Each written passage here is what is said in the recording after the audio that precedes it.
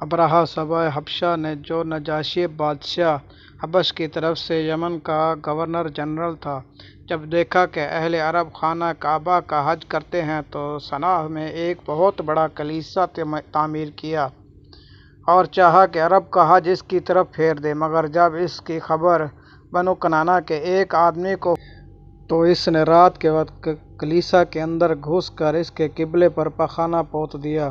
ابرہہ کو پتہ چلا تو سخت برہم ہوا اور 60,000 کا لشکر جرار لے کر قبلے کو ڈھانے کے لیے نکل کھڑا ہوا۔ اس نے اپنے لیے ایک زبردست ہاتھی بھی منتخب کیا۔ لشکر میں کل 9 یا 13 ہاتھی تھے۔ ابرہہ یمن سے یلغار کرتا ہوا مغمیس پہنچا اور وہاں اپنے لشکر کو ترتیب دے کر اور ہاتھی کو تیار کر کے مکے میں داخلے کے لیے چل پڑا۔ ابرہہ اپنے لشکر کے ساتھ طائف پہنچا۔ یہاں کے باشندوں نے اس کی اطاعت کی۔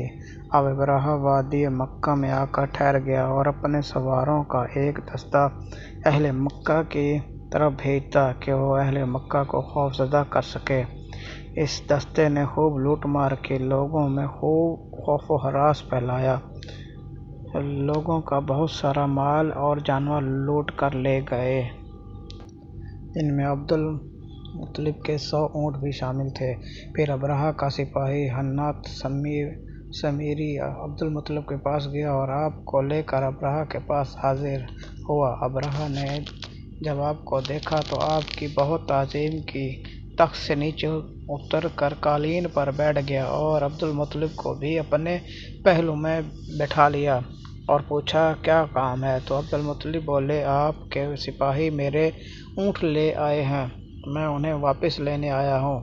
تو ابرہہ بہت زیادہ حیران ہو کر، تمہیں اپنے اونٹوں کی پرواہ ہے لیکن تمہیں خانہ کعبہ کا احساس نہیں جس کو میں گرانے آیا ہوں، جو تمہاری اور تمہارے آباء و اجداد کی عبادت گاہ ہے، تمہیں اس کی کوئی پریشانی نہیں؟ تو فہم و فراست کے مالک جناب عبد المطلب نے کہا، میں اپنے اونٹوں کا مالک ہوں اور میں انہیں ہی لینے آیا ہوں، اور جس گھر کو تم گرانے آئے ہو اس کا بھی ایک مالک ہے اور وہ خود اس کی حفاظت کرے گا۔ تو حبشی ابرہہ غرور سے بولا، اب میرے شر سے کوئی بھی کعبہ کو نہیں بچا سکتا، میں کعبے کی اینٹ سے اینٹ بجا دوں گا۔ تو عبد المطلب بولے، تو جان اور کعبے کا مالک جانے۔ اس کے بعد عبد المطلب واپس مکے گئے اور قریش کو سارے حالات سے آگاہ کیا اور بتایا کہ ابرہہ کے پاس ہزاروں کا لشکر ہے جس کا ہم مقابلہ نہیں کر سکتے، لہٰذا اب بہتر یہی ہے کہ آپ لوگ مکہ سے نکل جائیں، پہاڑوں، غاروں اور بلند جگہوں پر چلے جائیں تاکہ اس کے عذاب سے محفوظ رہ سکیں، اور پھر چند ساتھیوں کے ساتھ خانہ کعبہ آئے اور غلاف کعبہ پکڑ کر مالک دو جہاں، خالق ارض و سما سے دعا کرنے لگے۔